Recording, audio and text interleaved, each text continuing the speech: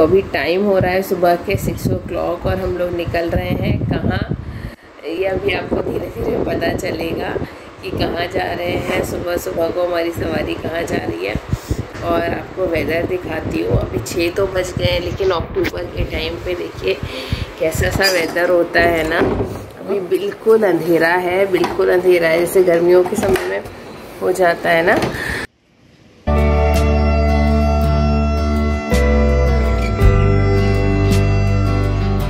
Really excited क्योंकि ये road trip होने वाली है थोड़ी सी खास। एक्चुअली मुझे रोड ट्रिप जो है वो बहुत ज़्यादा पसंद नहीं है, क्योंकि काफ़ी लोगों को पता ही है कि मुझे मोशन सिकनेस है, तो मुझे वो वॉमिट वगैरह का थोड़ा रहता है। बट मैं पॉजिटिव हूँ, क्योंकि सब लोग बोलते हैं साइकोलॉजिकल होता है, तो आई होप साइकोलॉजिकल होता हो और मैं नहीं सोचूं तो ना हो मुझे वॉमिट वगैरह।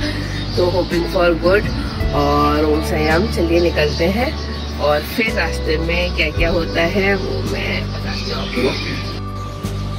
अभी स्ट्रीट लाइट्स भी ना बंद नहीं हुई है और रेडेनियम में भी एक प्यारा सा फ्लावर आया है और दूसरा एक बड है जो भी खिलेगा।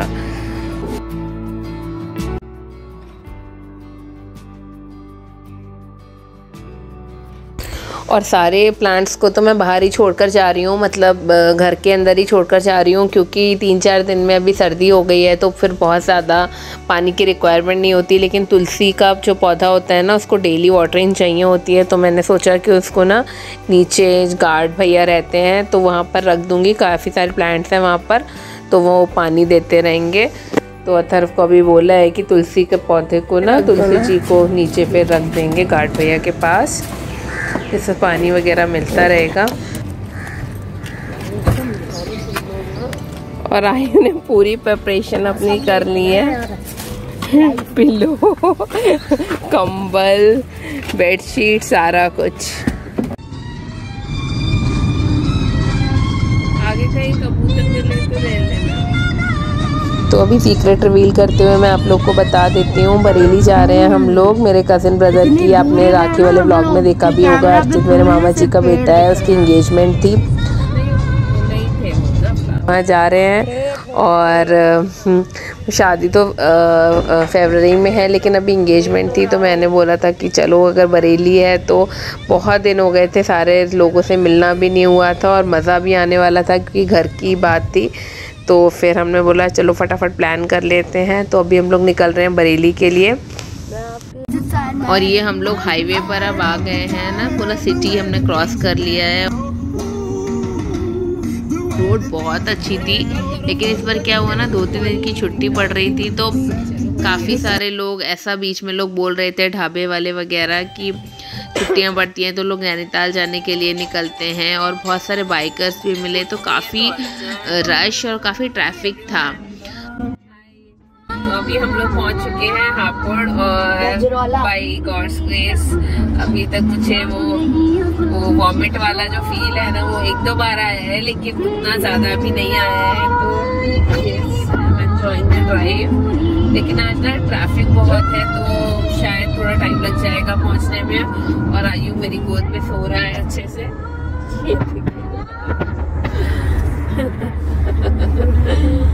सो गया है। और अथर्व कैमरामैन बना हुआ है हमारा। मैं अभी भी नहीं सो पाया हूँ, जबकि इतनी चद्दर। इस बार तो हम लोग ना इतने पिलोज और ये सब लेकर आए हुए हैं, ब्लैंकेट्स, क्योंकि लास्ट टाइम आए थे ना तो बहुत ठंडा हो गया था, तो हमने बोला कि ठीक है इस बार लेके चलते हैं। और इस बार तो ठंडा नहीं हुआ है, भी आ रही है थोड़ा थोड़ा अच्छे से। ये देखो, ये आप लोग बोल रहे थे तब उठी है। ठीक है, आयु से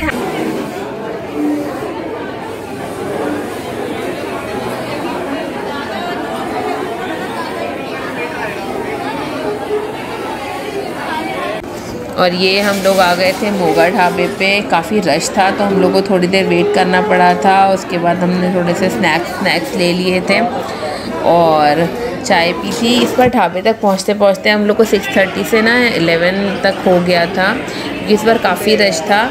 और फिर पी ली थी हमने बढ़िया गर्मा गर्म अदरक इलायची वाली चाय, तो पूरा रिफ़्रेश हो गए थे। फिर आधा घंटा ही हम लोग रुके थे, उसके बाद हम लोग ने ना फिर से स्टार्ट कर दिया था अपना राइड। और ये देखिए, ये हम आ गए हैं बरेली, हम लोग पहुंच रहे हैं और मैं आप लोग को दिखा रही हूँ द वेरी मशहूर बरेली का झुमका। तो यहाँ पर ये इस तरह से जब हम बरेली एंटर करने लगते हैं ना, तो एक ये झुमका टाइप का ऐसे ये टांगा हुआ है टू रिप्रेजेंट द बरेली का झुमका। ये इस तरह से है। बरेली आते आते हमारे हाल ना ऐसे हो गए हैं, बाल कहीं कुछ कहीं, बट ऑलमोस्ट हम पहुंच गए हैं। अभी अराउंड 15 किलोमीटर ही बचा है, तो we are about to reach.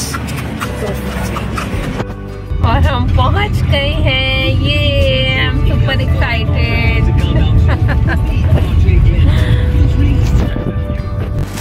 और ये हम लोग आ गए थे, मतलब घर पहुंचने के बाद मुझे तो ठीक था, आयु को ऐसे वॉमिट जैसा सा हो गया था, तो उसने गेट पर ही, मैं पहले मम्मी जी के पास गई थी, तो वहाँ मतलब मेरी मदर इन लॉ के पास उधर गई थी, तो आयु ने वहीं पर पूरा वॉमिट कर दिया, तो मैंने क्लीन किया, तो क्लिपिंग्स वगैरह वो घर पहुँचने के और वो सब मैं नहीं ले पाई।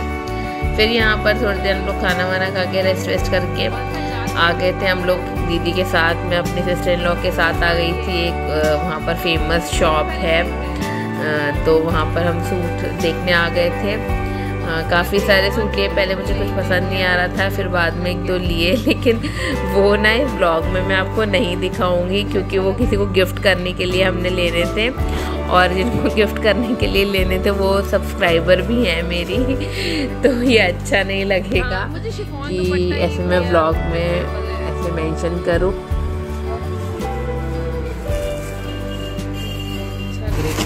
और ये इस तरह हमारे ना जो शर्ट का मटेरियल था ये अच्छा था काफ़ी, और उन्होंने मुझे इसमें बहुत सारे डिज़ाइन दिखाए थे, लेकिन मैंने पता नहीं क्यों नहीं लिए।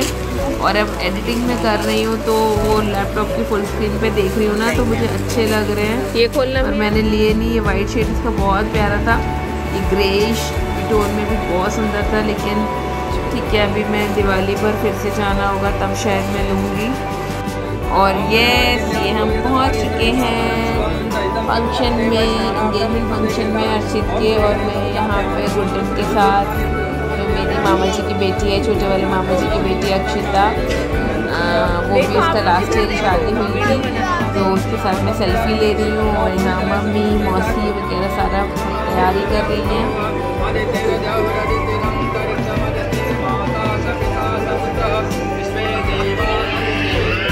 और किसी फंक्शन इवेंट में जाने के बाद ना फैमिली की मेमोरी ऐसे भर जाती है ना। पहले जब हम रेडी हो जाते हैं तो अपनी सेल्फीज़ लेते हैं, फिर फैमिली के साथ, फिर जो भी सब रहते हैं उनके साथ। तो मैं भी अच्छे से वही फ़ोटो वोटो एकदम हमारा सेशन चल रहा था, और मिले भी इस बार बहुत दिनों के बाद थे। So it was so much fun, बहुत मज़ा आया था। और यहाँ पर द मोस्ट अवेटेड मोमेंट, जब जो ब्राइड थी वो एंट्री हो रही है यहाँ पर एंगेजमेंट के लिए।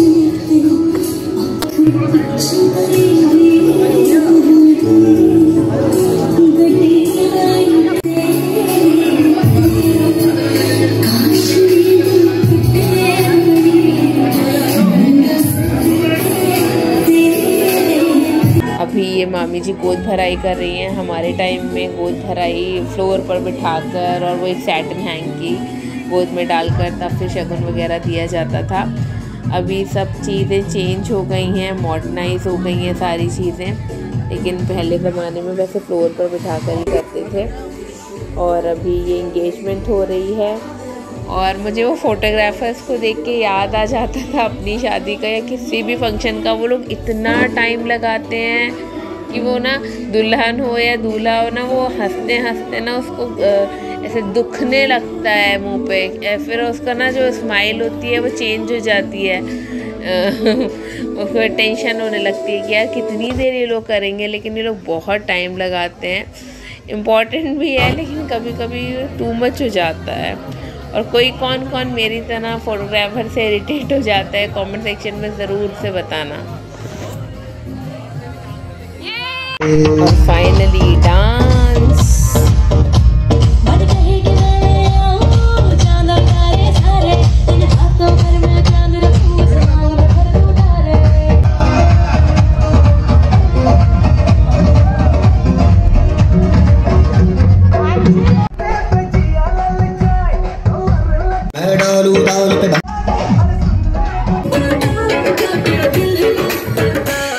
और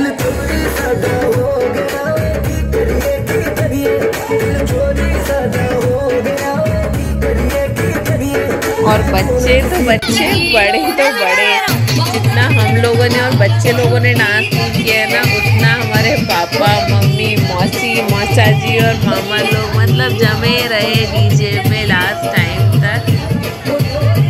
और आयु को तो ना कुछ तो हो गया था, उसने बहुत सारी वो मॉकटेल्स और वो कुछ तो कोल्ड ड्रिंक्स वगैरह पी ली थी, उससे डांस कर रहा था कुछ भी पागलपन।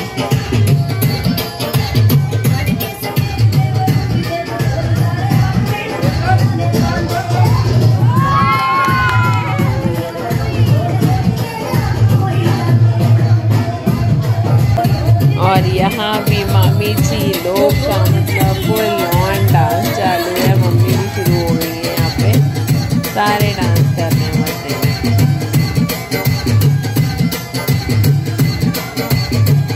और यहाँ पापा लोग भी आ गए हैं, पापा मामा इन लोग का डांस चल रहा है, तब भी चालू हो गया, अपना भंगड़ा वंगड़ा कुछ तो कर रहा है।